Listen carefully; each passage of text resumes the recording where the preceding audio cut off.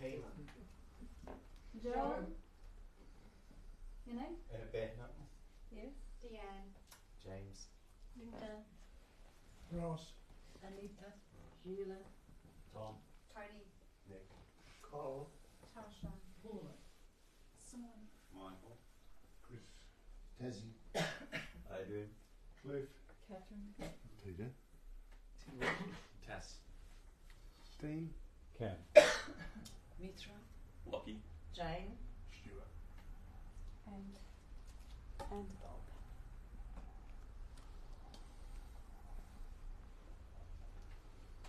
You are.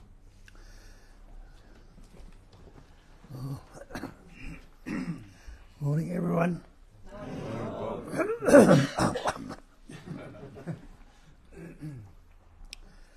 Well, it's the same old, same old. What we talk about here, or point to, is what they call in the ancient texts Advaita, meaning non-duality. Translated, it means non-duality. And they try and describe non-duality by saying it's one without a second, not two. In other words, there is only that. That is all there is. And that includes you, me, and everything else in this manifestation is that only. That's the great mantra. I am that. Because innately we all know it already. So that's the chair, that's the carpet, that's the tree, that's the flower, that's the bird, that's you, that's me. It is all that which we discriminate it with the words we've learned. Words or the language has all been picked up. You realise you weren't born with any words. So you didn't have any words. And as they point out, it's non-dual, one without a second. It's only patterning, shaping, forming, experiencing, and expressing in the different patterns, shapes and forms. It's all what they say a phenomenal manifestation. And that's the great mantra, I am that. Innately we already know it. But we've taken ourselves to be this separate entity, this individual, this person. And that's where all the problems comes about from. The division, the idea that you are a separate and apart from everything. But when they're pointing out it's one without a second, they're pointing at the absolute. And the absolute, you can't add anything onto absolute. It wouldn't be absolute. You can't take anything away from it. It wouldn't be absolute. And in recognising that everything is that absolute, who can ever be superior to you if you are absolute? Who can be inferior to you? And what would you want from anybody else? Well, if you can grasp that fact for a starter, who or what can have any problems? What is there to be fearful of or anxious about or depressed or guilty or jealous or envy about if you are the absolute? But it goes unrecognised because there's only a few that have really understood it, and they pointed it out in a lot of the different texts and scriptures, but it goes unnoticed. And what they say, it is ignored. The fact of your own being is ignored. Ignorance. We think when we hear that term that we're dull or stupid. They're not meaning that at all. That means that they're meaning that we're ignoring our true nature, not investigating, and taking on what we believe ourselves to be. When we were given the name Bill, Jane, or Johnny, whatever your name might be when we learnt words, somebody asks you who you are, you'll say, oh, I'm Bill, or I am Jane. Instead of saying or recognising, I am that absolute in which all this manifestation appears and expresses in. The one without a second. non-dual. They call it a phenomenal manifestation. And the definition of phenomena is that which appears to be, pointing out this manifestation, you, me, and everything in this room and outside of the room is appearance only. It seems to be real. It seems to be solid and substantial, but it is not real. It's just how it's vibrating, patterning, shaping and forming. And we're taking the pattern, shapes and forms to be the reality. And they call it, in the scriptures, the basic space of phenomena. Phenomena is that which appears to be. And the basic space is what everything appears in. And we don't notice it. Is there anyone here right now who doesn't realise that you are in space? Of course you do. We've known it all along. What is space? Can you find the centre to space? Can you find a point where it begins? Can you find a point where it ends? Can you find any boundaries to it? Any centre to it? Just realise it has no shape or no form, because there is nothing other than that space like awareness. Now, they also tell you that this manifestation is nothing but the adornment of that space. In that space, that emptiness, just like in this room, there are lights on the wall, there's paintings and things around the room there, all adornments. But they are not the room. They are not the room, they're not the space room. That's the same with all this manifestation. All adornments, the things you, me, and everything else are adornments on that basic space. The base of it all is space. Space has no centre, no circumference, no boundaries. Try and get out of space if you can. But it goes unrecognised. It's there before our very eyes, the first thing you see, first thing you notice, but it's ignored. And that's what they tell us. Ignorance. They call it ignorance. And we think, oh, I'm dull or stupid, I don't hear what they're saying, I don't understand. Don't read the simplicity of it. Instead of not hearing it or reading it, we're just not recognising it. We say, oh, that's a good one, it's all space-like. But have a look around and realise, can any of this manifestation be out of space? What would it be in? They talk about the Big Bang, billions of light years ago. What would that Big Bang have to be in? Would it have to be in space? There's nothing in postulate or think of that can be outside of it. But the very fact of that is missed. And we've got the idea we are this person, this individual, this separate entity that needs to become. If I do this, practice or look at this or investigate that, I will become realised or I will become recognised. But becoming is not being. Becoming implies a future time. When you look into time also and ask yourself the simple question, is there a past if I don't think about it? And you realise without a thought you can't say there's a past. And to add to that, try and live yesterday or last week. Go back and live a moment ago.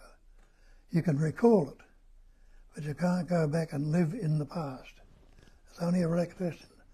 And if you don't remember a lot of it, it's gone forever. It's only that which can be recalled or remembered that you can say is past. So we think there's, when you recognise that, you see that past is a mental concept. What about future? And you'll say, oh, you can't live in the future. You can anticipate and imagine what you're going to do when you leave here or what you're going to do next week or something like that, but you can't live it. So you recognise you haven't moved away from this presence awareness. Timeless. Awareness is timeless.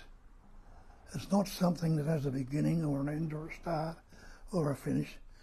It hasn't got any time whatsoever. But is anybody unaware right now? Because that's the way they express it in Hinduism. Sat, Chit and Anda. Nama, Rupa are the 5 factors. Sat is existence. Chit is consciousness. Ananda is bliss or loving to be. Nama, Rupa, body, mind are the other 2 factors. They tell you straight out. Nama, Rupa is Maya. It's illusion. This body, mind we have, it's Maya, it's illusion. It's a conceptual image we've taken on board and never investigated, never seen it. So, what are I up to? Time and future. So when you see there's no past, unless you think about it, and there's no future, what about this presence? Well, this presence is anybody who is unaware right now. And you know, for certain, I'm not unaware. I am aware. So you realise anyone who is not existing right now, and you realise, no, I am existing. I'm not unconscious or unaware. Anyone who is not happy to be, do you want to be dead right now? Well, nobody wants to be dead. So you are that being, knowing and loving to be already. Most of us come here with the idea of seeking to become something, because we've got this idea or concept that we are these separate entities, to become godlike or enlightened or realised or any other of the concepts they put on it. You need to become something, change it, do some practice or some meditation or something to bring about the recognition and knowing that you are. But if you just said, you see you are existing right now, you are conscious, you're not unaware, realise there's no becoming in it. Because becoming implies a future time. And they say, a lot of the scriptures you read, start from the fact that you are already that. And then if you do that, recognise that, you realise that the search itself becomes the problem.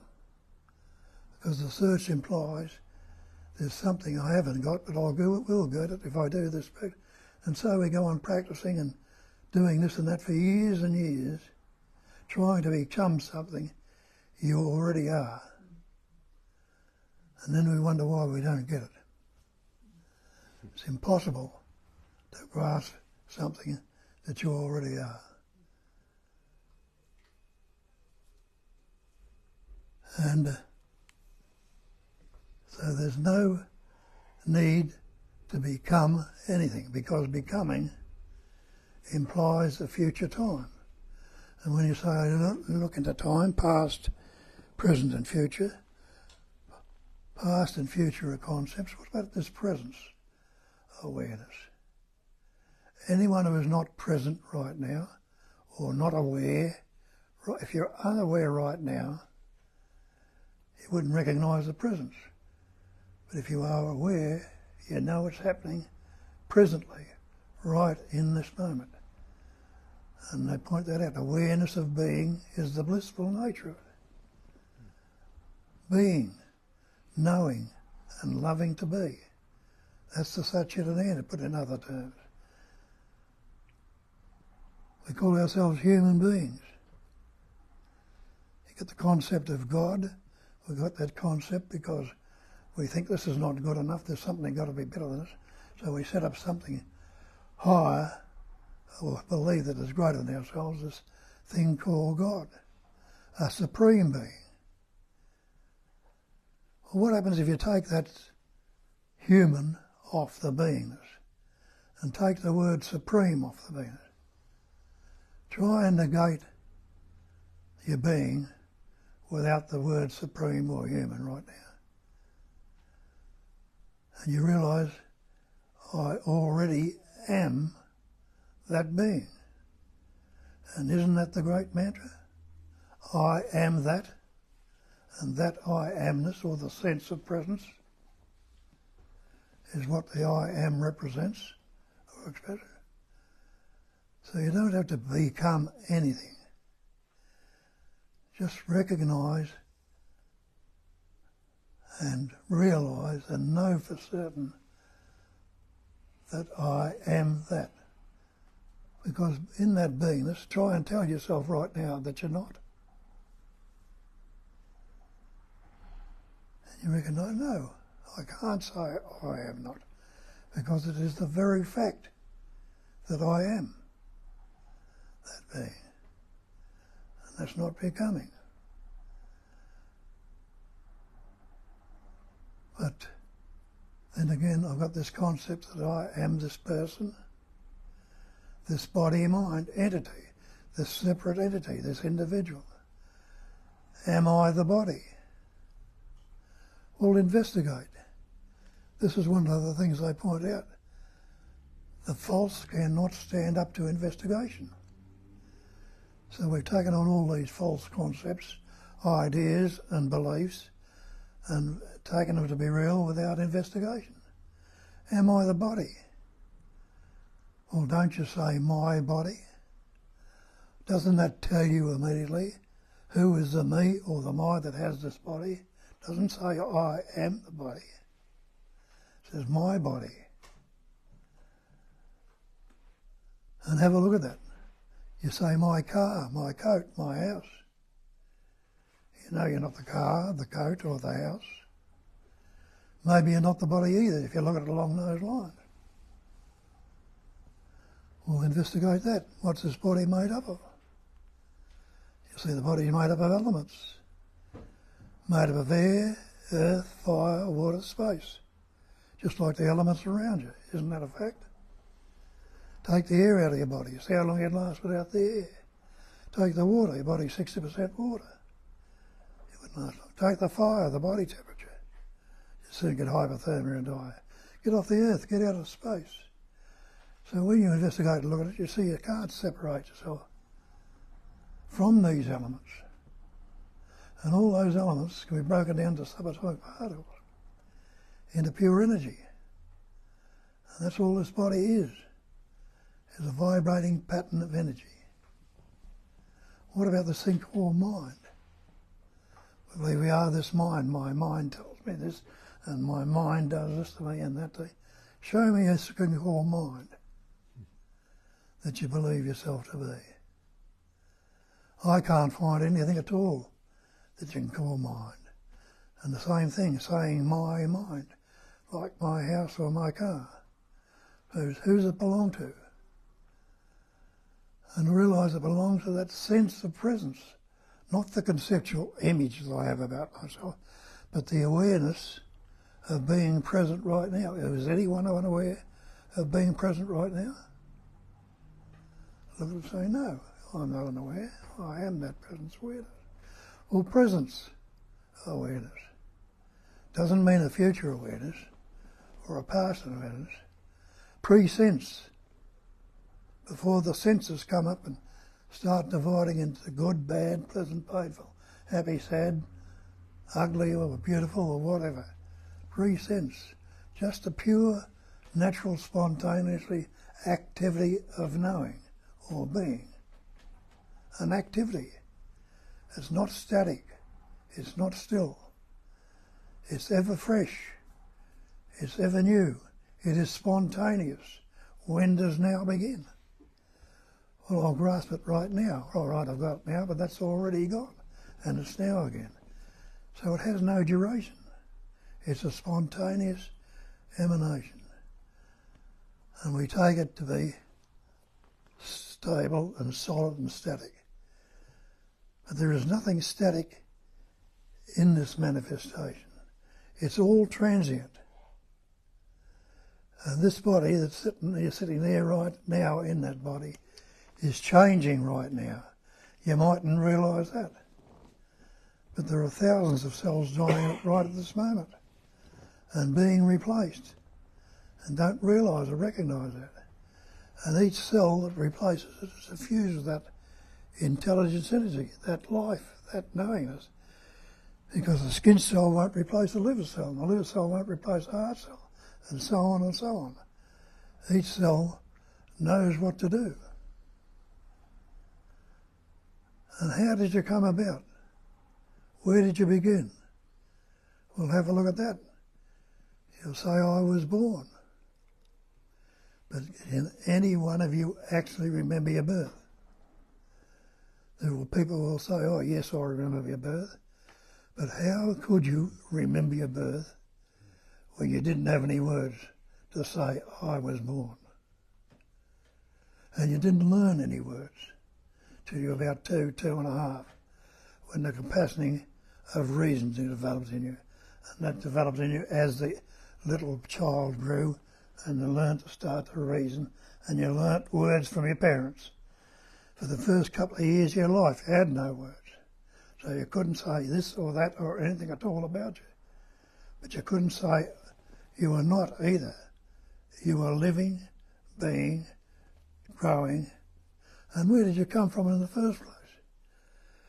Well, go back and look at your father and your mother, your parents.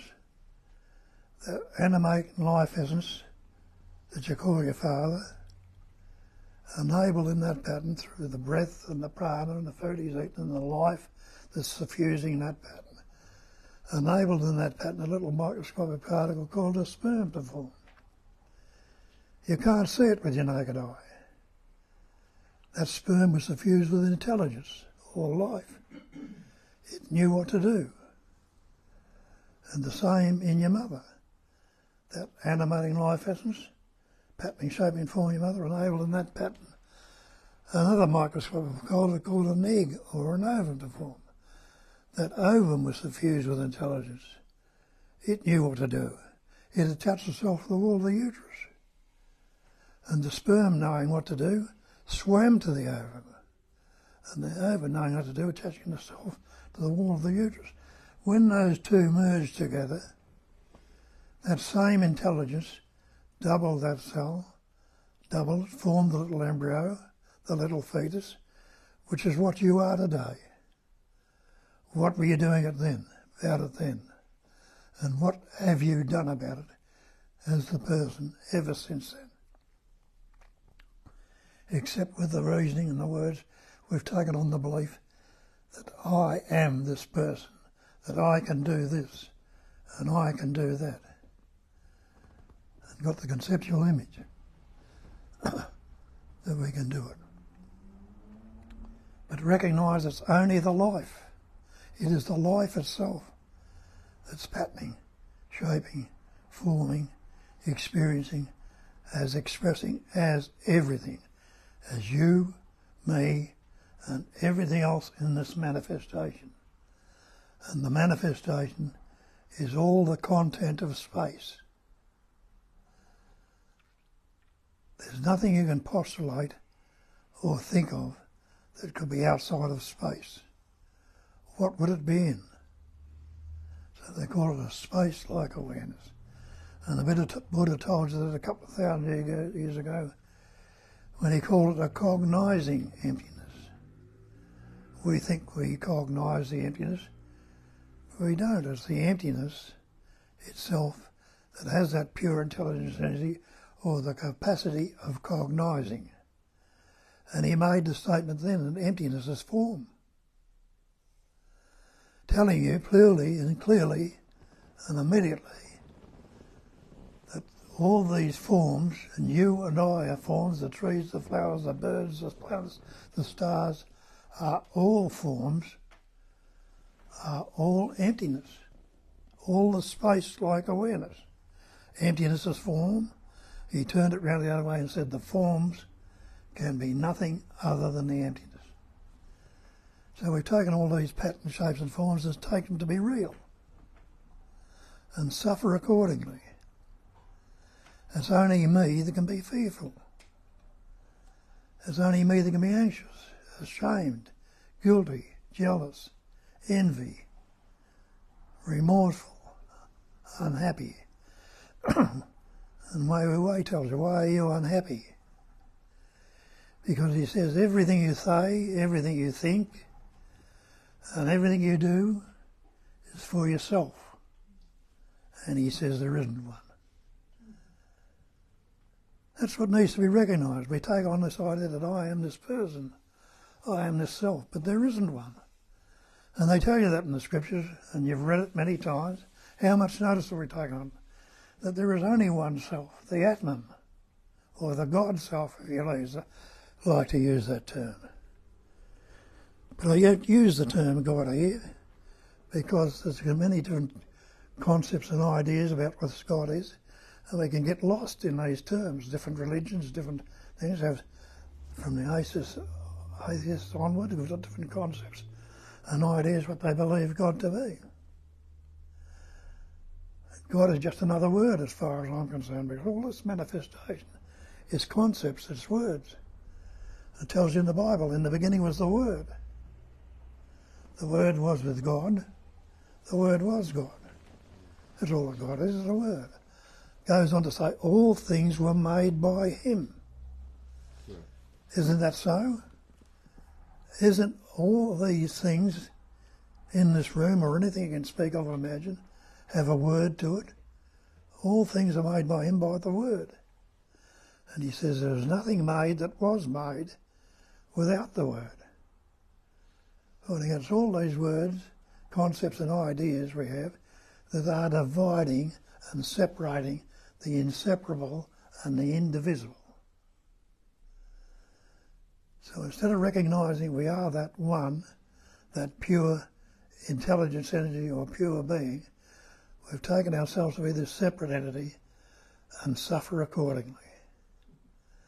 For it's only me that can be unhappy. It's only me that can be fearful, anxious, depressed, jealous, envy. Me is the cause of all the psychological suffering. And the unhappiness, the fear, the anxiety are the effects of the cause. Thoughts, feelings, emotions are the effects of the cause me. But if you look into it and ask yourself a simple question, cause and effect, what if I recognise the cause me is a concept, a word, and ask myself the simple question, can there be an effect if it's not related to the cause? Well, you don't have to be a Rhodes Scholar to work that out.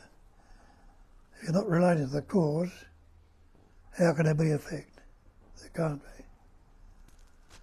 So you see that cause and effect is what they call karma. All on about this karma. Got ourselves in a knot about it, you've got to realise your karma and practice and do this and do that and break the habit. But all it is cause and effect. Now, if you recognise the cause, me is a fiction, is just a conceptual image, and ask the simple question, can there be effect if I'm not relating to a cause? Well, then you realise there can't be an effect if it's not relating to the cause. So what happens to your karma then? Disappears. And you're left with everything just as it is. What is not what was. It's not what will be, or not what likely to be. It is as it is. Part of the verb to be, isness. And everything is that, including you and me. So that's what need to investigate. That's what we need to investigate. That's what needs to be understood and recognised. It's a cognising emptiness, as I pointed out before, and in the recognising, you know the truth. And then it's a scriptural saying, know the truth, and the truth will set you free. What are you free from? there is only one thing you need to be free from. That's freedom from the belief that you are a separate entity, you are an individual, you are a person. Now have a look in the dictionary and look up the word belief. Look up the word belief in the dictionary, it tells you it's an unquestioned acceptance of something in the absence of reason. And we haven't reasoned this out, we haven't taken it for granted when our parents told us, your little Johnny or your little Billy or your little Jane, they've taken it for granted. And reinforced it when we learnt other words and went to school and learnt more words. Somebody tells you who you are. I am little Johnny. I'm this and that. An unquestioned belief in the absence of reason. Acceptance of an alleged fact. We're alleged that we are this person and we're accepting it without positive knowledge or proof. Without the positive knowledge or proof, it means it hasn't been looked at. So we stay in it and believe in it. Try to work it out in the mind, and it doesn't happen. And we wonder why it doesn't happen. But if you recognise your true nature, that right here and right now, in this very immediacy, you are present and aware, you are that, then the search is over. And the old people say, oh, I saw it, and people do see it, but I lost it. Why? How can you lose something when you recognise the truth? We've just got back into the old habitual belief of what we related to. And they tell you, but you haven't lost it at all. It's there, but it's being obscured by the thoughts, the mental constructs. And the obscuration, that's all it does obscure it, is the thinking. As Shakespeare told you 300 or 400 years ago, there's nothing either good or bad, but thinking makes it so. And isn't that the way we think? Good, bad, pleasant, painful, happy, sad, loving, hating, positive, negative. We always think in the interrelated opposites. And we divide those opposites conceptually, not realising that it's all two ends of the one stick, or two sides of the one coin. They're not separate. And when you realise they're separate, there's nothing either good or bad, but thinking makes it so. You don't have to get where we do it now. We like to stay in the good and we don't want the bad. We think we've got a choice. But look at that. Something comes up and you like it. We don't want the things we like to go. Not realising that everything is transient, it's all changing, and it will continue to change. We don't want this one to go. We want to keep the good and don't want the bad. So, no matter how much you love them, how much you want to keep it there, it's going to change. We don't want it to change, so what do? We resist it from going. We try to keep it there. Recognise that resistance, any resistance you are in conflict.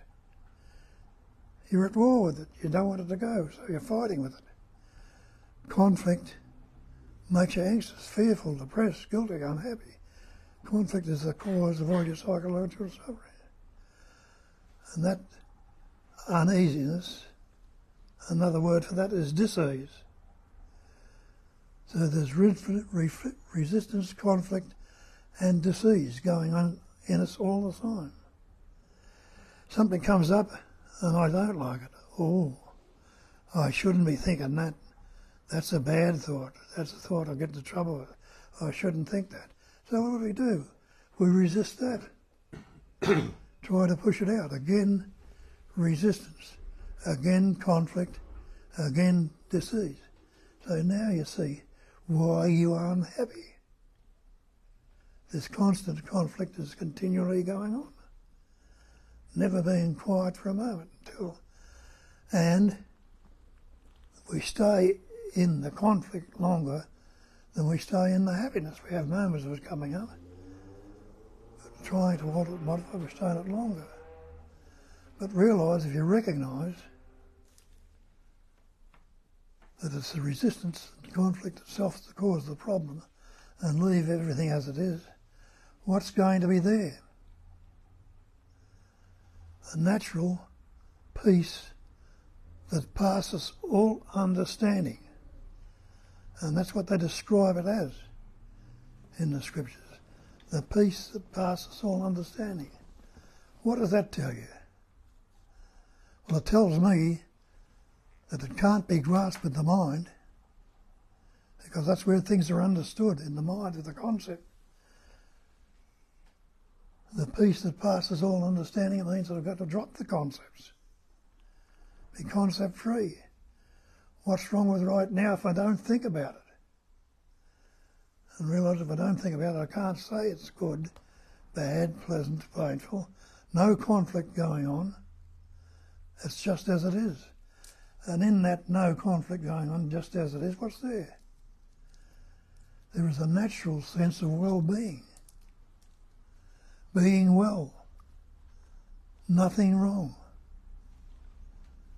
And Shakespeare says, nothing right or wrong or good or bad or thinking makes it. But there it is. Have a look at it, investigate it, see for yourself. And you recognise that it is so. And in knowing the truth, as they say, know the truth, and the truth will set you free. You're free of all these erroneous or conceptual beliefs. And in that freedom, there is the peace that passes all understanding. There is the sense of well-being. There is the joyousness. There is the very life itself. And you can't help but recognise I am that. This is what I am. This is what I always was and always will be. There's no one to become anything or be anything. There's no one to lose or be anything. Just the need to recognise. So that's it. So, Kat.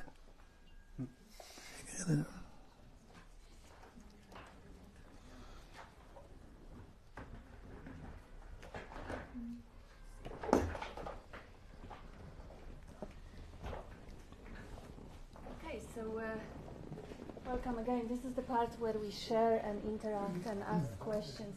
And our online community, we have about 15 people with us now, and there are no questions. However, there is a question which I was just answering via email that, Bob, maybe you want to elaborate on that. I've already answered it, but he probably wants to hear it from you. Is it possible that consciousness or guru can shine a light on the path or give lessons through dreams? Or is it all the mind? There are many different ways, not the person place that can recognise your true nature. You have tastes of it all the time. There's a sense of well-being thing when things drop naturally away, and you recognise it. But we don't stay there because we're so used to the conceptual image being in this pattern phase of entity that's me, that we don't stay there long enough. And so nobody points it out, but when you look at along these lines and see, it's been pointed out down through the ages and recognised, and it's quite easy to do if you sense what's being pointed at.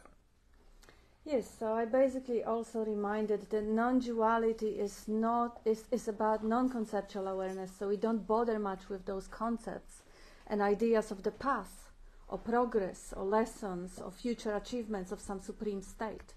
We point out that it is already present here now, but overlook because of the preoccupation with the I needing to become. You got it. So that was, yeah, that's the Mr. Parkinson with us. So that preoccupation with an I is a veil that hides the obvious, the true mystery, the light of being, the witnessing presence. So we also don't say, and this is what Bob says, that there is anything that is impossible in the dream. Things are possible, everything is possible, but we just don't concern. We are not It doesn't concern us much, the content of the dream and the idea of becoming, as Bob beautifully said before. So it is about the recognition of what is already here, ever present, not what will be here tomorrow or at the end of the past. If it is not here now, it's not worth it. It's not ever present. It's not truth. So the miracle of existence, ever present, just before the mind divides it into I that exists. The existence is there, and the mind comes and says, no, this is I, and I'm separate, and I have to become whole and complete. That's just the unnecessary part, the part that is to be recognized. That what we're looking for is already present, just hidden behind that translation, that chatter. And I send a link, so hopefully he's here with us and he heard your answer. The man who asked the question. So would anyone like to comment or ask question or share or here? What you need to understand is it's not just one person that knows it. There's quite a few in this room that have recognised and understood it. There are quite a few all over the place. We think we've got to hear it from the one. But each and every one of you that have had a taste of it can let it tell us in your words how it is. Might be a bit different to what's being said here. And it might be understood by somebody who couldn't understand what's being said here. So that's how it's passed around. So don't hesitate to think, what are they going to think of me if I speak out? Recognise your true nature and let it out. A natural state. Everyone was born into it. It's there. Just see how you recognize it. Who'd like to start?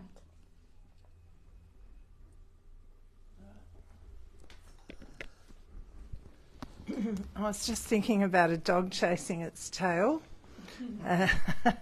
And I was just thinking that that's how it is when we first come to hear this.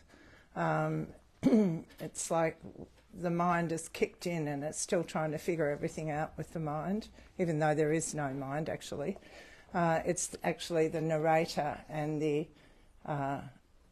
it's just always narrating, and the biggest narration is about the me, the image we have about ourselves, and as Bob beautifully said, there isn't one. So, when you first come, Bob says, you've always known this, so we're searching for something we already are, and yet we have all these fantastic pointers given to us, and then we're still in the mind, or the alleged mind, the memory, the narration, looking for this presence awareness, which we already are.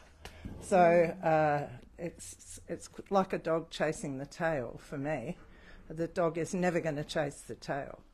Never going to catch the tail. Well, it might catch it, but then it'll keep chasing it. So it's sort of ridiculous, really. And there's been so many pointers all our lives, as a little kid at Catholic school, all those beautiful pointers from the Bible that Bob was saying. God is the Word, that was all taught to me as a child. And there were moments where I was just staring into space and, just enjoying what is as a child. Well, there still are. And yet that memory of who I am, in early days coming here would kick in, and I'd think, I haven't got it. Well, I've always had it. It's always been who I really am, and the rest of it's all a narration. And it can only work in the pairs of opposites, pleasure, pain, happy, sad, me, you, yesterday, tomorrow, and that appears upon that presence that you are. And yet we're in conflict to it. It's kind of ridiculous, really. And yet we sit around talking about it for, in my case, 36 years. I have actually close to 40 now. But yeah, it's all become a bit silly. Anyway, that's how I wanted to start things off. Thank you. And I'm just going to just add on to that, the experience of present awareness without attributes, just pure awareness, presence awareness, yeah.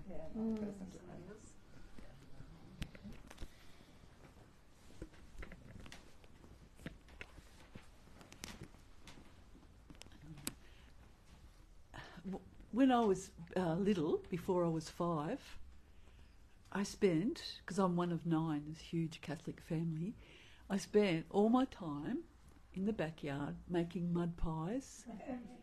Oh, really? Yeah? Yeah, I was a mud pie girl. Oh, wow. That's all we had, mud.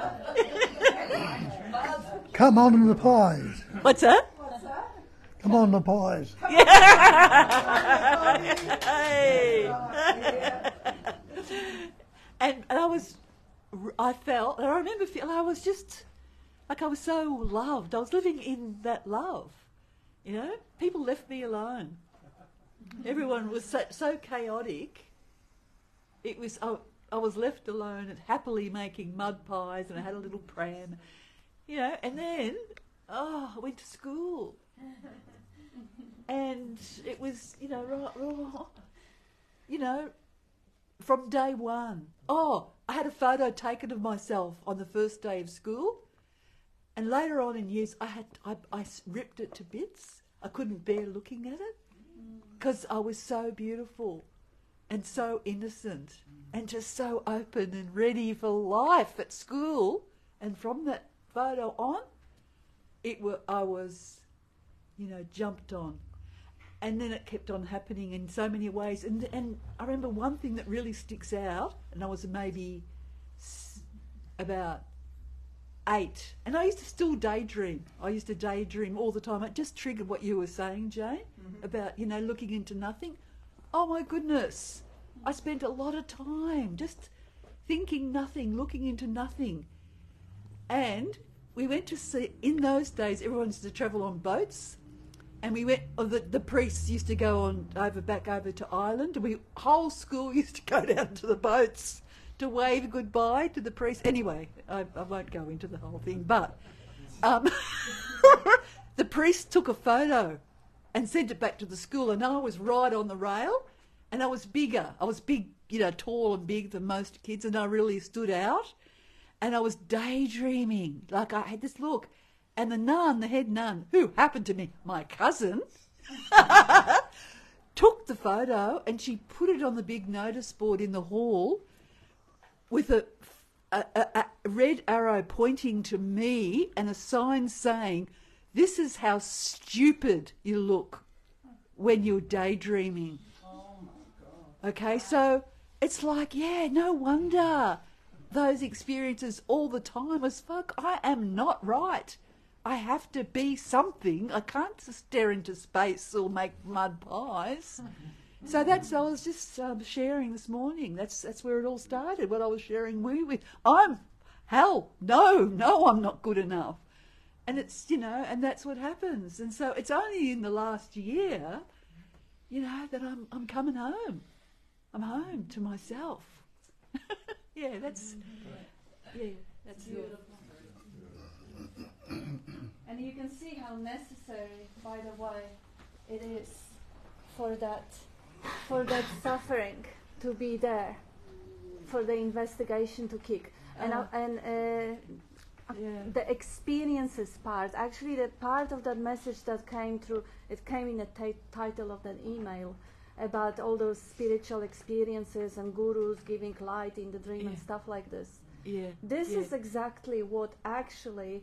Running away from the reality through the daydreaming, seeking spiritual experiencing, seeking pleasure, and a sense of escaping the moment, which is obviously escaping the moment of suffering, is usually what perpetuates the search, and is usually to be recognized as the activity which veils the natural state.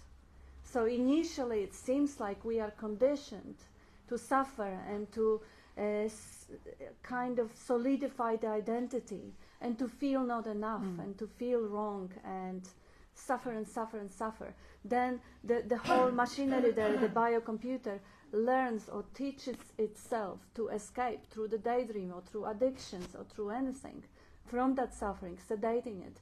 And somewhere along the way, the idea comes up that this seeking pattern, that this behavior is who I am, while it is only a behavior. It is only a preconditioned survival strategy which defends the body-mind from the suffering. And what I am and who I am, the ever-present, ever-fresh awareness of that witnessing field has never been touched by any behavior, any suffering. This is to be recognized. But for it to be recognized, it first has to be lost. That is what the coming home is. If you haven't left, and only in the dream, seemingly, if you haven't left the home, you can't find it. But the truth is, you recognize at the end of the so-called seeming journey or the road that you haven't left, that the home is always and forever what you are. And the narrative over shading it or kind of hiding it is only a pattern of behavior, is only conditioned piece of software which is designed to protect the body-mind, which is not who you are and what you are. And I have a couple of comments here from Connor. Earlier this week I had a great chat with Bob about how the I that claims the current situation wasn't in the past it refers to. Same with the body that was different too. Can he talk more on that? Or is that just my mind pushing through again?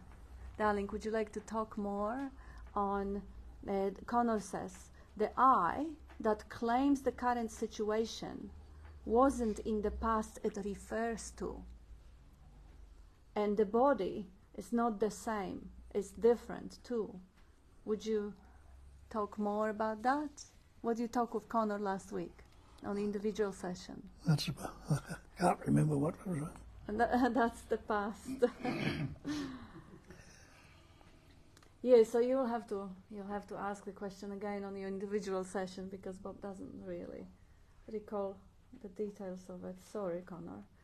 But yeah, the I has never been there. So the I that claims the situation, yesterday's situation or childhood trauma or whatever, that I that claims isn't there either. It's just a piece of program. It's just a credit-taking behavior, pre-programmed behavior, which is wonderful in the storytelling society, which connects through telling stories. This is the story of me. Oh, you have similar story. We both men or women or Australians or whatever, pie supporters. So that's a beautiful, beautiful pattern of behavior. If you recognize it, become absolutely harmless. You still say I. But you realize that the I is just a translation. There isn't such a thing. Look inside. Is there an I? Where is it? Here? Here? How does it look? Is it big? Is it small? Does it grow? Does it change? It isn't. You can't find one. And there is another one from Oliver. In this phenomenal existence, is it only the mind which can be ignorant? All else in the natural state. The mind is seemingly tied to the body. After the body dies, is that the end of the mind? End of ignorance? Well, the so-called mind needs something to express through. Yeah. No body, what's it going to express through? Yeah. Yeah, so that was your answer. Absolutely. Yeah. If that pattern needs the lips to talk, or it needs the eyes to see. So when that device is shut down, well, there is no expression, there's no mind, there's no ignorance. But that's a nicely posed question, thank you. That's it for the online contribution. Anyone? Where's the stick? Yes. Here it is.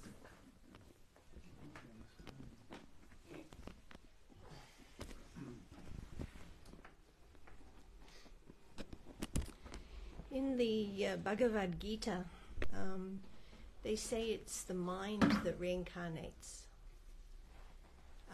And they say that I mean, many sources say this in different scriptures, but they say that whatever's on your mind at your time of death is what will take you into the next birth.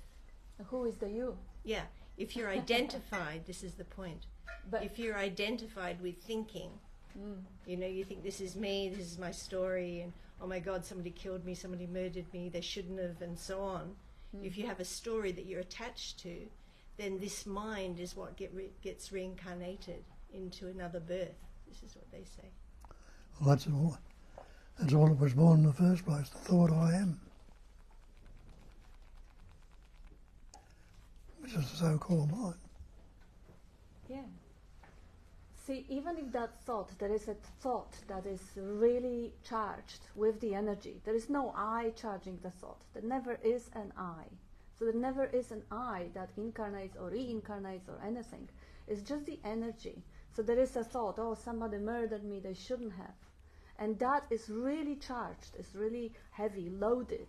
So that energy, well, energy doesn't disappear.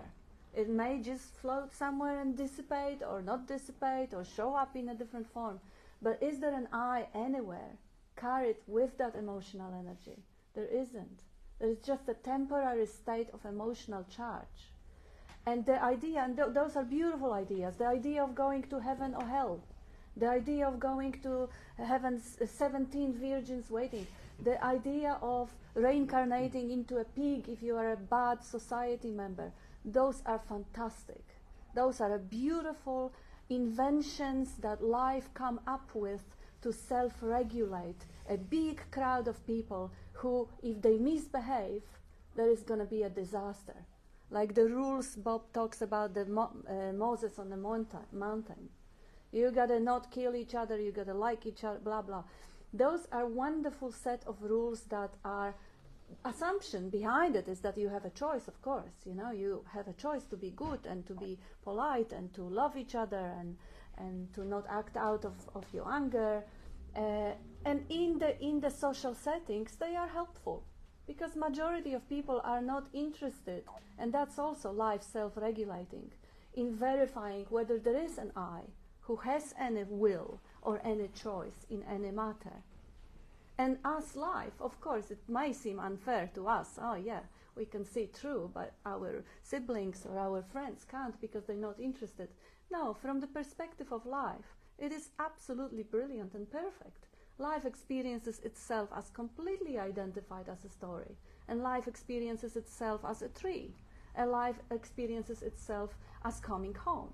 And from the life perspective, there is nothing wrong. Not everyone has to see through it. From the individual, yes, we may have 1,000 stories. And we may have beliefs also. And we may see the bigger picture, how those beliefs are brilliant. And seeing that beauty and brilliance of life, that's exactly what the freedom and love for being shows up like us. The mystery, seeing the miracle, seeing even in the suffering, even in the human suffering, or in the planet suffering. Seeing that bigger picture, seeing that duality of black and white, dark and light. And as Bob said before, nothing's either good or bad. Just seeing the totality, the mystery, the brilliance. Humbling. Can I just say something? Please. You know, it's what happens after the body and the mind die, or the physical form dies, it is beyond the mind, because the mind can't grasp that. But everyone's got theories, I suppose. Yeah. Shakespeare says, you know, in that sleep of death, who knows what dreams may come when we shuttle off this mortal coil. So maybe the dreaming goes on in a way, but in a form we don't yet recognise. Yeah, I'm just going to add to that. I've actually had a near-death experience at the birth of my children when I lost so much blood, and I was dying on the operating table, and there was nothing but pure consciousness. There was a body, but the sensation of the body was disappearing, and there was a movement towards all these faces and this love, this great love and great compassion. Nothing but awareness. The same awareness that is right here, right now. Yeah. But just no body sensation. Or the body sensation just dropped off. It's magnificent, actually. Looking forward to it. Why not? Still, the awareness is there. But you know, that's in the early stages. I have a comment from Gilbert. He says, no one can observe the formless. The activity of knowing is spontaneously happening presently. The introduction of the idea of time activates the imagination. Image making about a future after death can only take place now. Great point. And all the theorizing about what will happen or what should happen or what some or the other scripture propagates and believes, that also happening now. It's an amazing creativity of life exhibiting in all those theories because they're equal.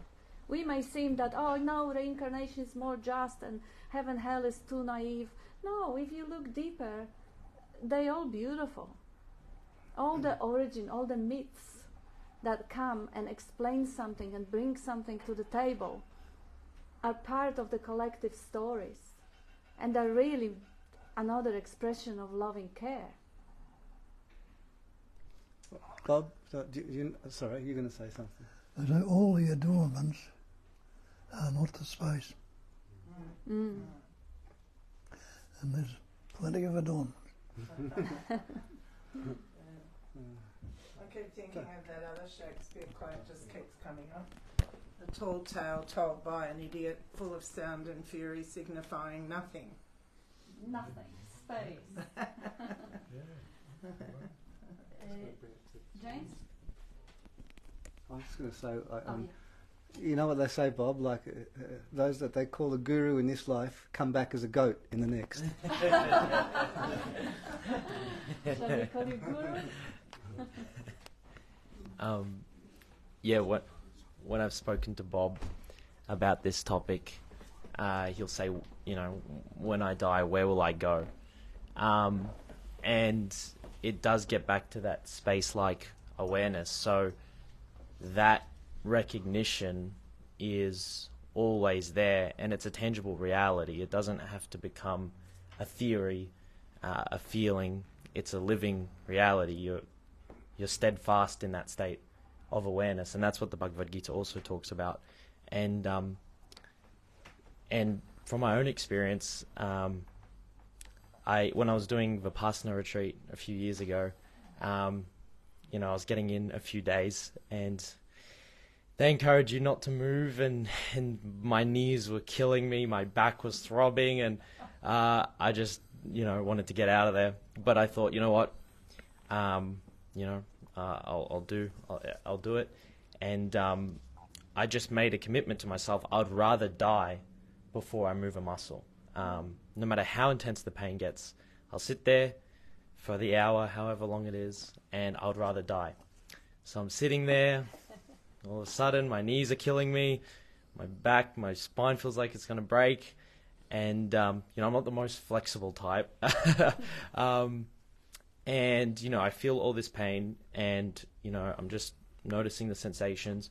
I just keep surrendering to it, and then all of a sudden I start to dissolve into the floor, and then it's like I'm literally dissolving into the floor, and then my whole body dissolves into the floor, and all the pain is gone, and there was just nothingness. There was no pleasure, there was no pain, there was just nothingness, emptiness.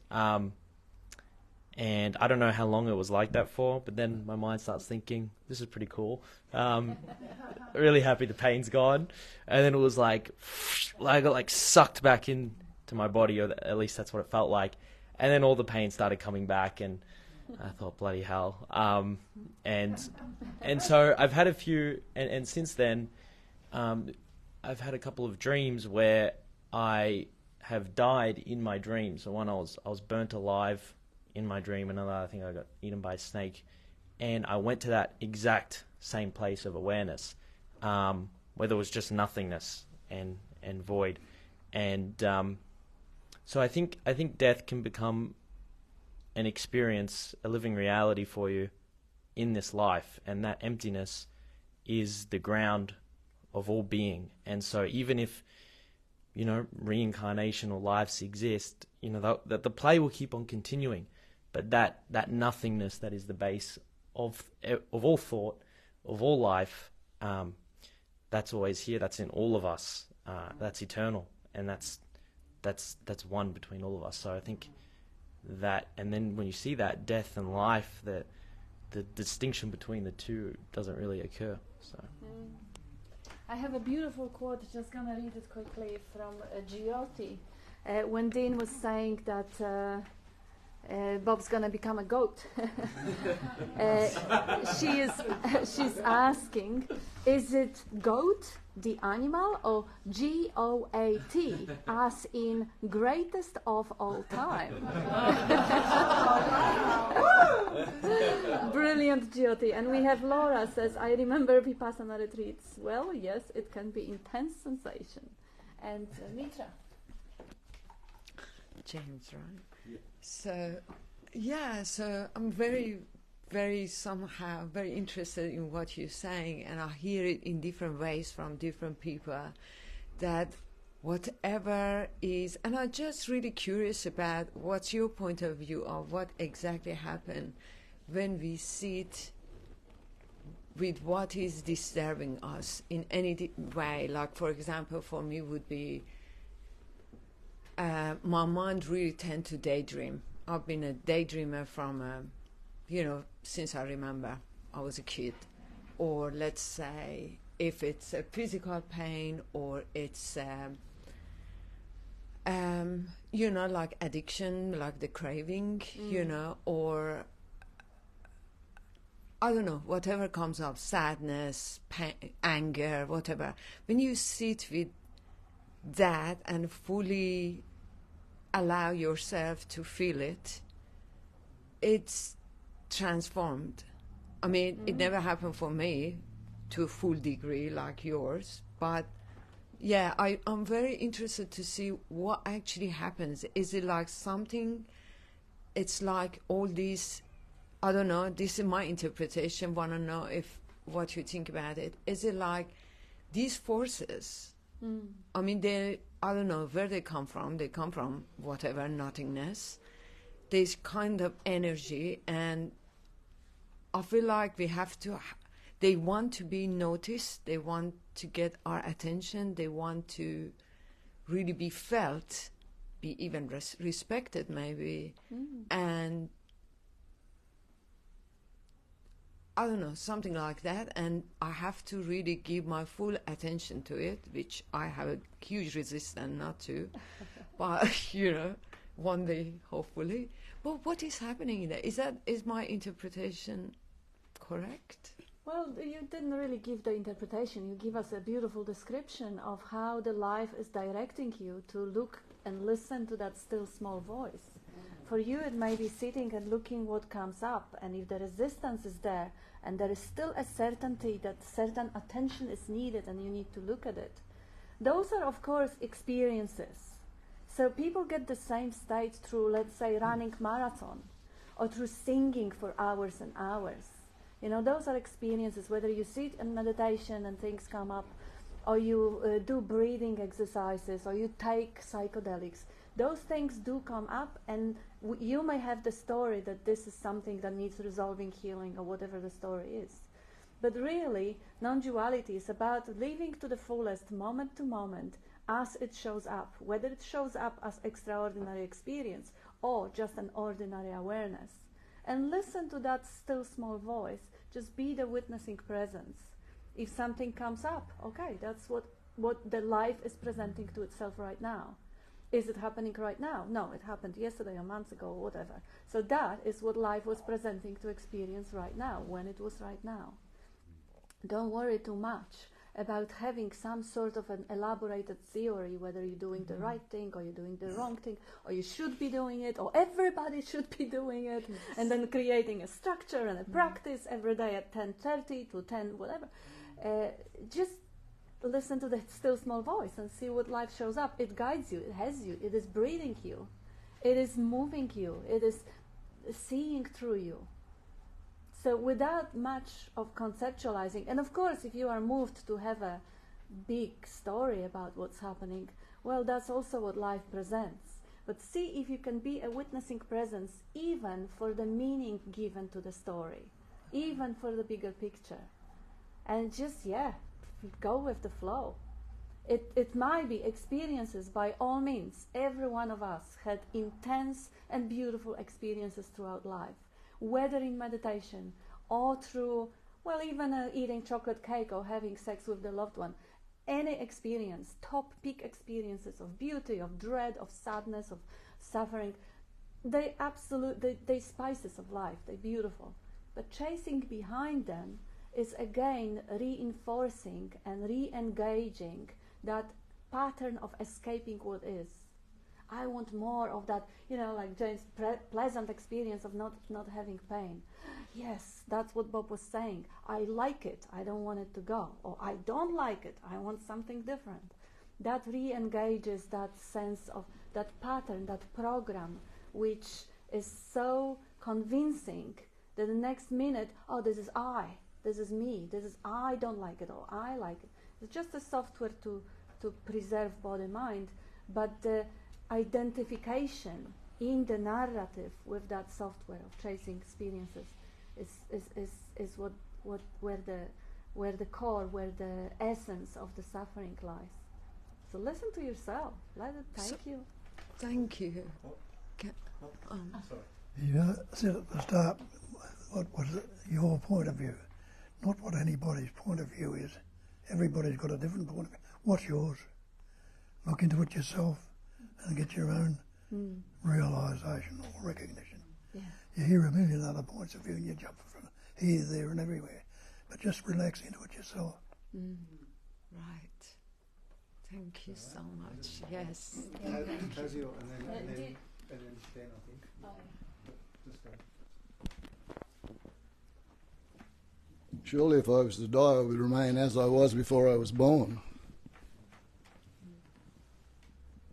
Remain as I was prior to consciousness. Because it's only the consciousness that can dissipate. Prior to consciousness, the unborn state never changes.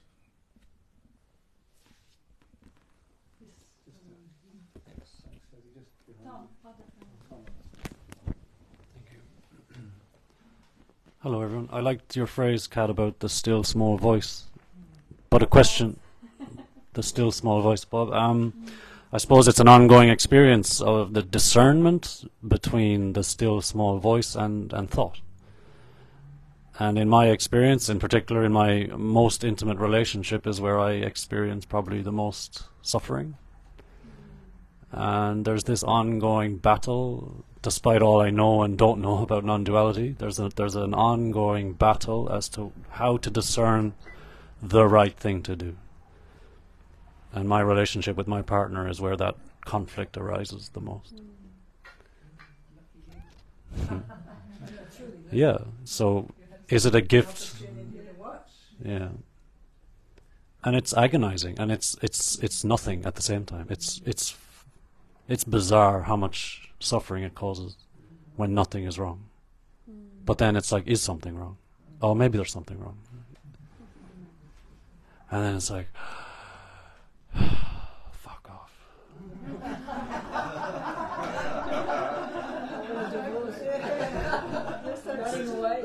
Still small voice. Fuck off.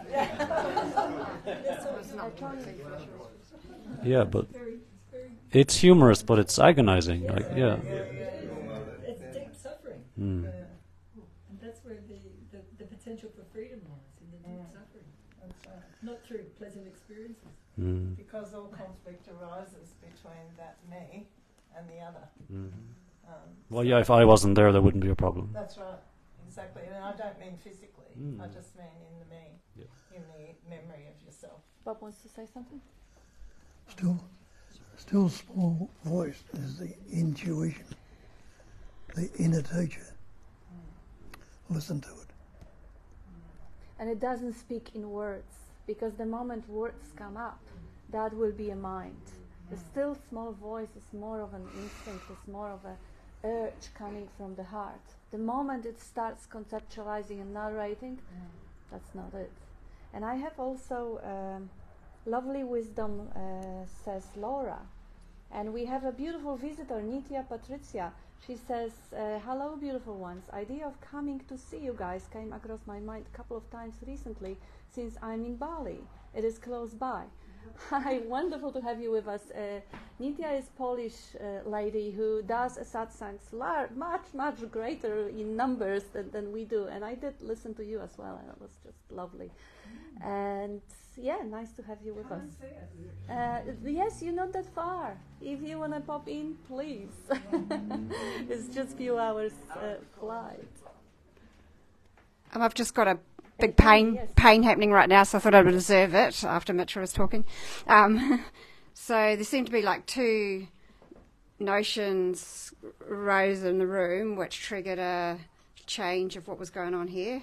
So one was the labelling it pain, you know, and the other was something Kat said vaguely brought about, you know, what if there's no future? And so that both of them sort of stopped the this is pain, this is annoying, don't like it, thoughts, feelings of, I don't know exactly what goes with that, that's a real feeling, but feelings of, emotions of, I don't know, just annoyance, I suppose. And obviously body reactions away from it, or tensing of various body reactions that happen. Also, then there would be notions come up of despair, like what other options are there? You know, and it's not even seen to be choices, but there's just those thoughts and those associated feelings arise in a package of what's another option? I don't like this, you know. Emotions that this is uncomfortable, it's annoying, it's despairing. And when those two drop off because of triggered things in the room that trigger are moving away from noticing that as pain, or all of that package of like stuff we don't like arising, then it's just enjoyable and comfortable and maybe relief. So these are also emotions, body reaction, physical reactions. You just sort of see things as stuff coming up, little packages of stuff coming up, and it's definite, like very, very clear. There's no preference. It's just there's absolutely no reason in there for one to be more valued than the other. But that doesn't stop. I don't like it. Thoughts and movements away in the body and emotions that also deemed to be not wanted, you know, with other thoughts and other emotions and other reactions in the body. So yeah, it's just a bit of a complicated thing. But yeah, when you don't add the other layers of associating it with people and choices and identities and all the rest of it. Beautiful, beautiful. I love how you simplify things into the stuff coming up, rather than putting a lot of meaning, a lot of dense emotional association with it, you know, because the moment you start describing certain sensation, okay, there is a heartbeat faster, or there is a little sweating, or a little tension. Now the whole idea of, oh, I'm doing the wrong thing by my wife who I love dearly, and you know, that is so much more heavy and overwhelming and identifying. Because that is precisely what actually holds that identity, the story. There is no I apart from the story of me being right or being wrong or being traumatized or being left behind or being unfair, whatever it is. While really what is happening is just the body which will always have preference for pleasure over pain, because that's loving to be, that's how it expresses. But witnessing that preference for pleasure over pain is just a witnessing. It doesn't judge. If the judgment comes up, that's just another feature in the landscape, or ornament you call it, right? Or adornment. It's just another adornment of space. There is a space like witnessing, the field of presence. and then the sensation pop in, and then the judgment of a sensation pop in, and then the meaning given and the story, all that pops up in that field of presence. And for some reason, when the attention's just on the pure sensations and somebody words it in the room, there's just like this childlike, I love this shit. This is the shit I love the best, you know. Please just describe your experience as best you can. I love that, yeah. I don't, you know, I think the other stuff is also shorthand, you know, the abstracted versions of everything are shorthand to also have great letting go. So, you know, I love that stuff too, but the most joy here just pops up at a pure description. Yes. Yeah. Yes, because the pure description straight away misses the personal heaviness, the heaviness coming up from this being really important and really personal. It's just the most honest way of speaking of whatever's happening, because that's just impersonal noticing. I think...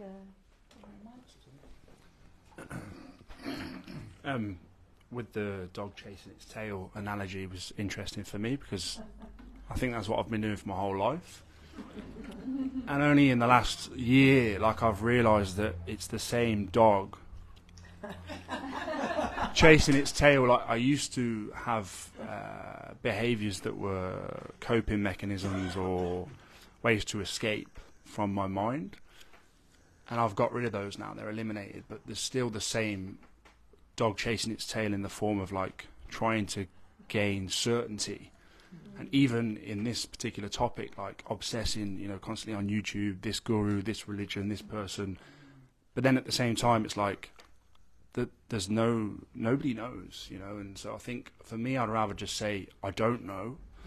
And it's like all this knowledge that I've been trying to accumulate and hoard that I thought was getting me somewhere, I'm trying to go backwards now and get rid of all of it. And that takes time, and at the same time, I can't control all that. You know, you talk about memory and karma and trying to not think. It's not possible. But what I can do is accept what's in there and not pay any attention to it, and then slowly that will begin to declutter. And that distance between me now knowing all this stuff and then not knowing will eventually lead me to the only thing there is, which is, you know, the truth. So it's like I'm going backwards. It's really weird. I've took all this time. Yeah, I've took all this time to, like, you know, gain all this knowledge and try and get somewhere and accumulate all that, you know, and I know, and I've got so many, you know, things that I can explain and rationalise, and now I realise that that's all the stuff that was causing me the pain. So can I just, like, even here, can I just be here and not have a preference, like, oh, that was good, this was bad, they were right? Can I just be here? Which means that in the future I don't have a memory of this. So then there is no karma, because all my karma comes from preferences and likes and dislikes of the past, and then that's causing me pain. You know, it's raining, that's bad. So then in the future when it rains, I'm like, oh, fuck, it's raining. So can I not just be and experience whatever it is there in the moment, and then when it comes up in the future, again, it's another experience, because I don't hold any kind of prejudice, you know. So. And that's the thing with the having a preference, you know. Yeah. When I say all conflict arises between me and the other, that's all a very nice, you know, flippant statement. But what it is, you know, we have a preference or a partiality to what's coming up. Sure. And so, yes, those things are, but it's the preference or the partiality that caused the conflict, and that ties into what was said about heaven and hell.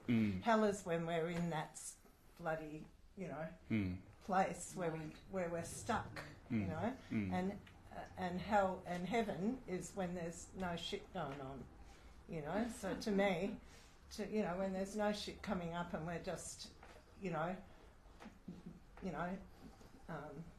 being, knowing, loving, to be, and responding, and there's no preference or partiality to what's happening, that's heaven.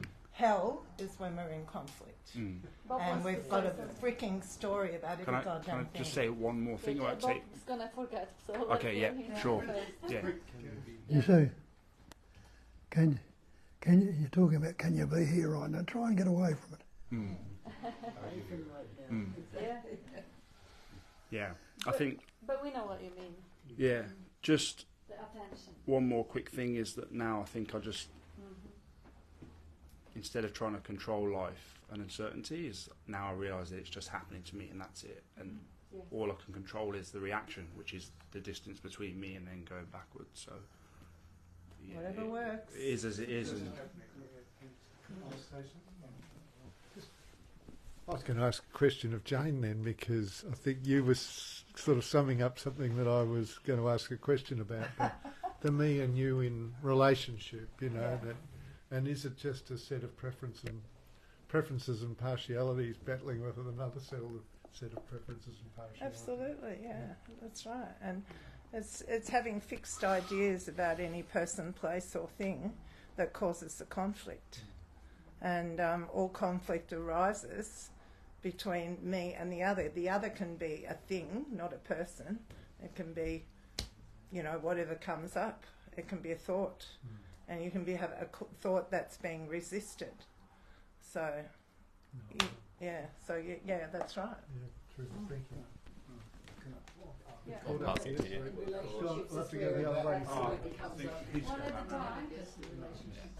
And relationships is the best ground for seeing your resistance and your preferences, and just going, oh, there it is, bang.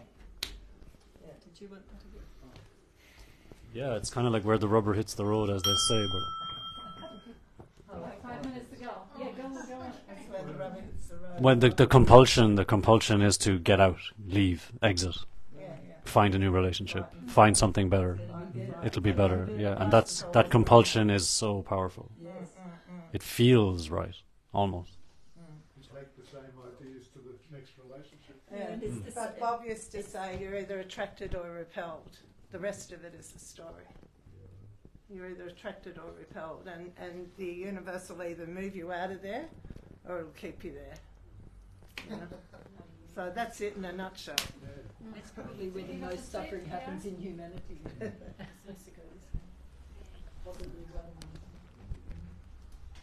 Thanks for your patience, Sam.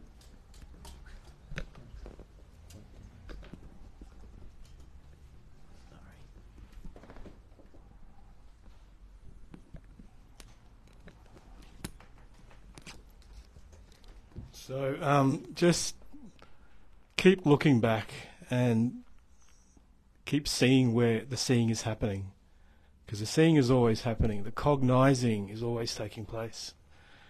So just keep looking back and seeing where that seeing is taking place. And that's ultimately where it all starts, because that's the no thing. The seeing is taking place in that no thing. And this entire manifestation is appearing in that no thing, including this body and this mind and all these thoughts, feelings, emotions. They're all appearing in that seeing, in that no thing. And the attention arises from that no thing, but it's directed towards phenomena, towards the thoughts, the emotions, the feelings. And there's this seeming idea of being caught up and being involved as a person. But when the attention is brought back into its source, the noumenon, which is that no thing, then it's just, that's fundamentally what we're talking about here, is bringing the attention back to the seeing, to the cognizing that's taking place all the time. That's fundamentally what it's all about. It's all we're talking about. So all the stories and all the concepts and everything else is all appearing in that seeing. And we can sit and talk about the stories till the cows come home. But fundamentally, they're just stories. They're just concepts. And they're stories about me. So, that's it. Thanks. Yes, I have another last comment here that summarizes what you just said, Raman, what everybody already had. Regarding the dog chasing its tail, Gilbert says the dog has no tail. And Laura says, love all of it or none of it. What you are looking for is where you are looking from. That was a quote from St. Francis. And JB says, Bob, great spiel. Thank you for making this available for us, not able to be there physically. Thank you, and thank you everyone. Thank you for hanging out and making it available for those who are. Thanks, Bob. Thank you. Thank you, Bob. Thank you.